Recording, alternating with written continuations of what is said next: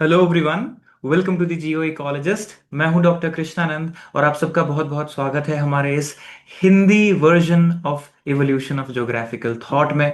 तो इस सीरीज में आज हम जो बात करने वाले हैं वो है एक बहुत इंपॉर्टेंट टॉपिक, और खास करके सिविल सर्विसेज एग्जामिनेशन के लिए जहाँ पे ज्योग्राफी ऑप्शनल है वहाँ पे ये टॉपिक का बहुत रेलेवेंस होता है ह्यूमन ज्योग्राफी में, क्योंकि ये शुरुआत यहाँ से होती है एरियल डिफरेंशिएशन से वो सिलेबस।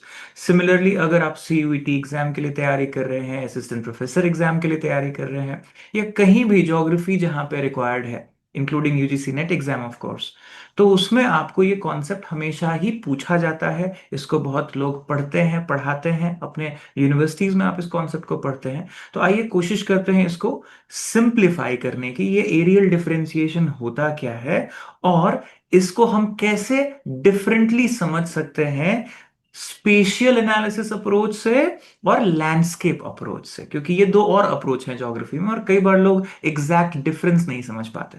तो इस वीडियो को अंत तक जरूर देखिए, क्योंकि ये बहुत इंपॉर्टेंट होने वाला है in terms of its meaning. तो अगर आप हमारे चैनल पे नए हैं तो आप हमारे प्लेलिस्ट सेक्शन को एक्सप्लोर करिए, देखिए और कौन सी वीडियोस हमने बनाई है, और अगर हो सके तो ज्वाइन भी करिए हमारे चैनल को as a member to help us, support us. And please do leave a comment. आप एक कमेंट जरूर छोड़िए, एक लाइक बटन प्रेस करिए, अगर पॉसिबल हो तो हाइप बटन भी प्रेस करिए, ताकि हमारी वीडियोस ज्यादा से ज्यादा लोगों तक पहुंच सके। तो आइए सीखते हैं एरियल डिफरेंशिएशन के बारे में।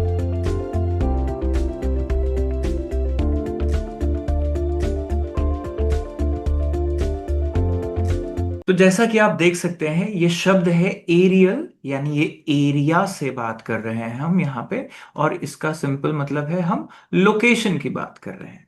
और दूसरा वर्ड है डिफरेंशिएशन, कैसे एक area, area a, area b से डिफरेंट है, how it is different. Right, एकदम सिंपल मीनिंग है इसका। तो बेसिकली क्या कहना है यहाँ पे, it is the study of distribution. अब जैसे ही डिस्ट्रीब्यूशन हो गया, यानी क्या होगा, एक गिवन स्पेस में कोई चीज कैसे डिस्ट्रीब्यूटेड है। राइट, ये चीज जो है वो आपको देखना है, और ये दोनों एस्पेक्ट में, ह्यूमन एंड फिजिकल। राइट, तो कोई भी चीज स्पेस में कैसे डिस्ट्रीब्यूटेड है और कॉजली रिलेटेड है to the other phenomena in proximity. मतलब ये अगर यहां है तो इसका आसपास की चीजों से क्या लिंकेज है। राइट, अगर हम इस तरीके से किसी चीज को पढ़ें ज्योग्राफी में तो उसको हम एरियल डिफरेंशिएशन बोलते हैं, कहते हैं एज अ कॉन्सेप्ट। तो concept of areal differentiation basically अगर आप देखेंगे कि इसको हम लोग रीजनल अप्रोच की तरह बाद में ट्रांसलेट करके पढ़ते हैं। यानी एरियल डिफरेंशिएशन बेसिकली वो फिलॉसफी है, या वो आइडियोलॉजी है, वो आइडिया है, सेंट्रल प्रिंसिपल है अगर आप ऐसे कहें, जिसके आधार पे हमारी पूरी एक सब्जेक्ट बनी है ज्योग्राफी में, जिसको आज हम रीजनल डेवलपमेंट, रीजनल ज्योग्राफी की बात करते हैं, रीजनल प्लानिंग पढ़ते हैं उस पर। तो रीजनल प्लानिंग इन ज्योग्राफी होता ही नहीं अगर हम एरियल डिफरेंशिएशन को एज अ मेथड अडॉप्ट नहीं करते। राइट, अब बात करते हैं आगे कि और दो जो अप्रोचेस हैं वो कौन से हैं। तो एक है स्पेशियल एनालिसिस का अप्रोच और एक है लैंडस्केप अप्रोच। राइट, तो ये दोनों भी अलग अप्रोचेस हैं जिससे हम किसी जगह को पढ़ते हैं, डिस्क्राइब करते हैं कोई फिनोमेना को ज्योग्राफी में। तो सबसे पहले मैं क्लैरिफाई कर दूं कि एरियल डिफरेंशिएशन, स्पेशल एनालिसिस और लैंडस्केप अप्रोच में क्या क्या अंतर है। अगर आप ये समझ जाएंगे तो आप और क्लैरिटी से एरियल डिफरेंशिएशन समझ जाएंगे। तो सबसे पहले मेन फोकस क्या है तीनों का अपना अपना, इसका काम है यूनिकनेस ऑफ रीजन को बताना। अगर कोई रीजन कितना यूनिक है उसकी स्टडी हम एरियल डिफरेंशिएशन में करते हैं, कि वो आउटसाइड से इनसाइड कैसे डिफरेंट है, कैसे ये इनसाइड एकदम यूनिक है और आउटसाइड बिल्कुल अलग है। दूसरा कहां चला, स्पेशियल एनालिसिस। उसमें क्या है, लॉज ऑफ स्पेशल ऑर्गेनाइजेशन, कोई चीज स्पेशली कैसे ऑर्गेनाइज्ड है, कौन से इंपॉर्टेंट प्रिंसिपल्स एंड लॉज हैं, उसकी स्टडी है। लैंडस्केप अप्रोच क्या है, जैसे ही ये लैंडस्केप आ गया यहां ह्यूमन इम्प्रिंट की बात होती है, कि एक गिवन स्पेस को ह्यूमन बीइंग्स ने अपने टेक्नोलॉजी कल्चर के आधार पे कैसे बांटा और कैसे इसको पैटर्न बनाया, कैसे हमने इसको ह्यूमनाइज किया नेचुरल एनवायरनमेंट को। तो उस तरीके से अगर हम इस अप्रोच को पढ़ें तो this is a landscape approach. Right. Tradition कहाँ है? रीजनल ज्योग्राफी में। इसका कहाँ आता है? पॉजिटिविस्टिक ज्योग्राफी या क्वांटिटेटिव ज्योग्राफी में। और ये कल्चरल ज्योग्राफी का हिस्सा है। अगर मेथडोलॉजी की बात करें तो ये डिस्क्रिप्टिव है नेचर में, थोड़ा कंपैरेटिव है। आप देख सकते हैं हम एक जगह को दूसरे से कंपेयर करते हैं, डिस्क्राइब करते हैं। बट यहां स्पेशल एनालिसिस में हम क्वांटिटेटिव टेक्निक, स्टैटिस्टिकल टूल्स का इस्तेमाल करते हैं, राइट। और लैंडस्केप अप्रोच जो है वो वहीं पे क्वालिटेटिव है, हिस्टोरिकल है, सोशियो इकोनॉमिक है, इसमें फील्ड वर्क होती है, राइट। और व्यू ऑफ ज्योग्राफी अगर देखें तो study of unique area, regional geography, areal differentiation. यहाँ पे साइंस ऑफ स्पेशल पैटर्न है, और ये स्टडी ऑफ कल्चरल लैंडस्केप है। और कौन से स्कॉलर्स इन्वॉल्व हैं तो अभी हम देखेंगे। रिचर्ड हार्टशोन का नाम आता है, अमेरिकन ज्योग्राफर, राइट। शेफर, बंज और हैगेट, ये लोग क्वांटिटेटिव रेवोल्यूशन के दौर में सबसे ऊपर आते हैं 1950s और 60s में, जिन्होंने स्पेशल एनालिसिस इन ज्योग्राफी पे बहुत सारा काम किया, लोकेशनल एनालिसिस इन ज्योग्राफी पे काम किया। और कार्लोस सार द ग्रेट अमेरिकन स्कॉलर, जो कि कल्चरल ज्योग्राफी पे काम है उनका, राइट। तो इन शॉर्ट यहां पे क्या लिखा है आप पढ़िए। एरियल डिफरेंशिएशन कौन से सवाल का जवाब देता है हमें? What makes this region unique, right. तो अगर मैं बोलूं Delhi NCR, national capital region, कैसे यूनिक है ये? नॉर्थ ईस्टर्न रीजन कैसे यूनिक है ये? This is areal differentiation.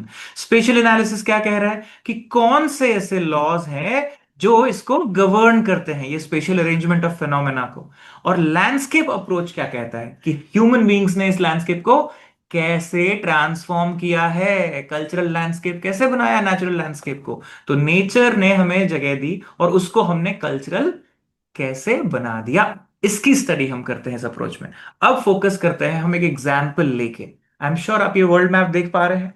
तो major mountains of the world लिखा है इस पे, right. Right from American mountains से European mountains, Asian mountains, African mountains, Australian mountains, पूरे वर्ल्ड के मेजर माउंटेन रेंजेस है इसमें। तो कहने के लिए सब चीजें क्या है?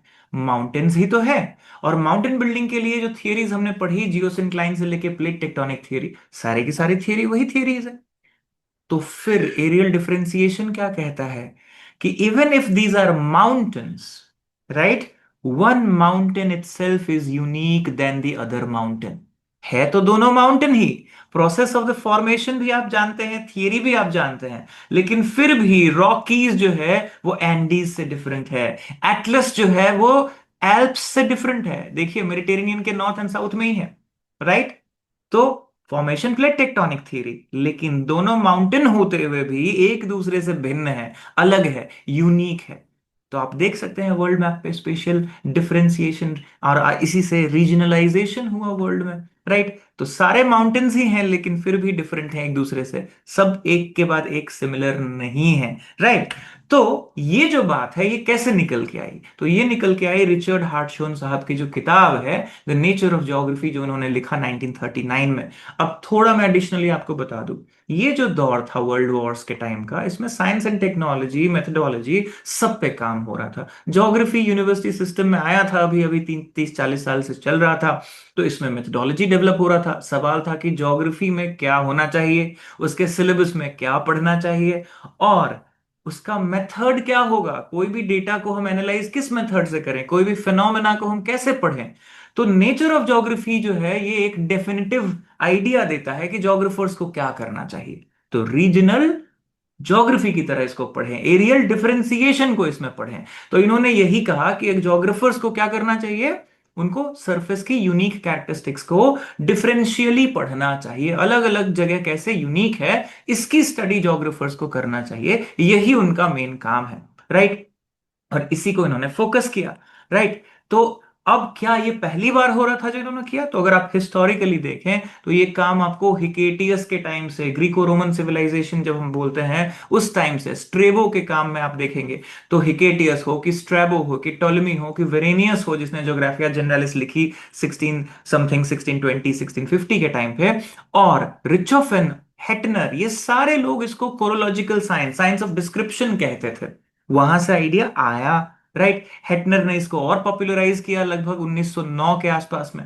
ऑटो श्लूटर जो जर्मन स्कॉलर थे, उन्होंने इसको और ज्यादा चीजों को कोरोलॉजिकल साइंस की तरह पढ़ा, समझा। और फिर मॉर्फोलॉजी का जो आइडिया आया लैंडस्केप में, वो श्लूटर से पहुंचा कार्लो सागर के पास। लेकिन हेटनर का जो आइडिया था वो किसने पिक किया? वो पिक किया रिचर्ड हार्टशॉन ने। और उन्होंने इसको कोरोलॉजिकल अप्रोच को एरियल डिफरेंशिएशन की तरह प्रेजेंट किया अपनी किताब में, और होमोजेनिटी प्रिंसिपल बनाया। यानी कोई एरिया आपस में अगर होमोजीनियस है तो उसके कोर से पेरिफेरी की तरफ जाएंगे तो ये होमोजेनिटी धीरे धीरे कम होता जाएगा। तो यूनिकनेस ऑफ द एरिया सबसे ज्यादा कहां मिलेगा? उसके कोर में। और जैसे जैसे आप उस एरिया से आप बाहर जाओगे वो यूनिकनेस धीरे धीरे डिसॉल्व होने लगेगा। जैसे फॉर एग्जाम्पल अगर मैं इसको लैंग्वेज का एग्जाम्पल लेके बोलूं, तो जब आप बोलते हो कि फलाना भाषा इस क्षेत्र की भाषा है, तो उसके सेंटर में वो सबसे प्योर फॉर्म में बोली जाती है, और जैसे उससे आप दूर जाएंगे तो वो भाषा धीरे धीरे चेंज होने लग जाती है। तो ये चीज जो है वो भी एरियल डिफरेंशिएशन से आप एक्सप्लेन कर सकते हैं, होमोजेनिटी प्रिंसिपल से। तो ये सारी चीजें हैं। अब इसको क्वेश्चन और क्रिटिसिज्म के अंदर कैसे आया ये? तो आया ऐसे कि शेफर नाम के एक जर्मन स्कॉलर हुए। उन्होंने, अमेरिकन स्कॉलर थे रिचर्ड हार्टशन, तो America versus Germany tug of war चल ही रहा था, राइट। तो शेफर ने कहा कि ये जो आप एक्सेप्शन की बात कर रहे हो, यूनिकनेस की बात कर रहे हो, ये ज्योग्राफी में हमें नहीं पढ़ना चाहिए, राइट। तो इन्होंने किताब क्या लिखी? एक्सेप्शनलिज्म इन ज्योग्राफी 1953 में। और कहा कि अगर आप ये एरियल डिफरेंशिएशन ही करते रहोगे तो ज्योग्राफी सिर्फ एक डिस्क्रिप्टिव साइंस होकर रह जाएगा, कि कौन सी चीज कहाँ है। एक टाइम आएगा आप सब डिस्क्राइब करके खत्म हो जाएगा ज्योग्राफी। ज्योग्राफी ग्रो कैसे करेगा? तो उसको साइंस की तरह आप ट्रीट करिए, साइंटिफिक लॉज बनाइए, नोमोथेटिक अप्रोच बनाइए, राइट। और क्वांटिटेटिव रिवोल्यूशन का दौर चला, तो लोगों ने इसको स्पेशल एनालिसिस का पैराडाइम कहा कि यहां से शुरू होता है। शेफर और हार्टशुन का डिबेट बहुत पॉपुलर हुआ, ये दोनों एक दूसरे के बातों को लिखते रहे, क्रिटिसाइज करते रहे लगभग लगभग 1960 तक, राइट। तो आप देखिए एग्जाम्पल के तौर पे, आप अगर एक सेटलमेंट देखें, है तो दोनों सेटलमेंट ही, राइट, लेकिन ये पहाड़ का सेटलमेंट डिस्पर्स्ड है, ये यूनिक है अपने आप में। लेकिन प्लेन एरिया में कैसे सेटलमेंट है आप देखिए, क्लस्टर्ड सेटलमेंट है, राइट। तो ये अपने आप में यूनिक है, कॉन्सेंट्रेशन अलग है। तो अब अगर इसका एनालिसिस हम करें तो ऐसा क्यों है? तो यहाँ पे स्लोप है, यहाँ पे ऑल्टीट्यूड है, यहाँ पे मे बी रिवर है, यहाँ पे फ्लैटनेस है, टेरेन का रोल है, लोगों का, ह्यूमन बींग्स का रोल है, कल्चर का रोल है। तो आप चाहे तो जितने तरीके से इसको एनालाइज कर सकते हैं, लेकिन बेसिकली हम क्या कर रहे हैं? हम डिस्क्राइब कर रहे हैं कि कौन सी जगह पे किस तरह के घर बनाए जाते हैं। तो ये डिस्क्रिप्टिव अप्रोच होके रह गया। इसीलिए क्रिटिसिज्म क्या आता है कि एरियल डिफरेंशिएशन को लोगों ने कहा कि इट्स जस्ट डिस्क्रिप्शन, इससे क्या होगा, इसमें एनालिसिस तो है ही नहीं, एनालिटिकल रिगर नहीं है। तो क्वांटिटेटिव रिवोल्यूशन इसी के क्रिटिसिज्म से बना। 50s और 60s में एक पूरा दौर आया, 20 साल का, 25 साल का लगभग, जो सारे के सारे थियराइजेशन जो थी वो साइंस की तरह होने लग गई ज्योग्राफी में। तो इसी दौर को हम लोग बोलते हैं कि ये क्वांटिटेटिव रिवोल्यूशन है। तो अगले वीडियो में हम लोग क्वांटिटेटिव रिवोल्यूशन पे हम लोग डिटेल में बात करेंगे। तो मैं आशा करता हूं कि ये एरियल डिफरेंशिएशन आपको समझ आया एज अ कॉन्सेप्ट। रिचर्ड हार्टशॉन ने इसको जो पॉपुलराइज किया अपनी किताब के थ्रू, और इसको एक स्पेसिफिक मेथोडोलॉजी दी, और इसको ही क्रिटिसाइज किया तो दूसरी मेथोडोलॉजी निकल के आई। इसीलिए इन सब का अपना अपना रोल है। एरियल डिफरेंशिएशन अगर नहीं होता तो हमारा जो ज्योग्राफी में एक पूरा सब्जेक्ट मैटर है, रीजनल ज्योग्राफी का, रीजनल डेवलपमेंट का, वो आज एब्सेंट होता। तो ये इसका रेलेवेंस भी है, इंपॉर्टेंस भी है, और साथ में इसकी क्रिटिसिज्म भी है। तो ये सारी बातों को आप ध्यान से पढ़िए, समझिए। और जैसा कि आप जानते हैं कि जब हमारा ये ज्योग्राफिकल थॉट का जो ये नया सीरीज है हिंदी मीडियम में, जब ये फिनिश हो जाएगा, तो इस सारे कंटेंट को हम एज यूजुअल हमारे वेबसाइट geographyebooks.com पे in the form of E book हम दे देंगे। अभी के लिए वो जो ई बुक एग्जिस्टिंग है उसमें ये वाली अपडेट्स पेंडिंग है। तो जब ये सीरीज खत्म होगा तो आप उस ई बुक को ले लीजिएगा। तो ये ई बुक लगभग लगभग मुझे लगता है विद इन 1 मंथ अवेलेबल हो जाएगा। ऑलरेडी जो एग्जिस्टिंग ई बुक है आप वो भी ले सकते हैं, बट उसमें कुछ नई चीजें जो मैं इस सीरीज में डाल रहा हूँ, हो सकता है वो थोड़ा सा कम हो, कहीं पे एक मैप कम हो, कहीं पे एक डायग्राम कम हो।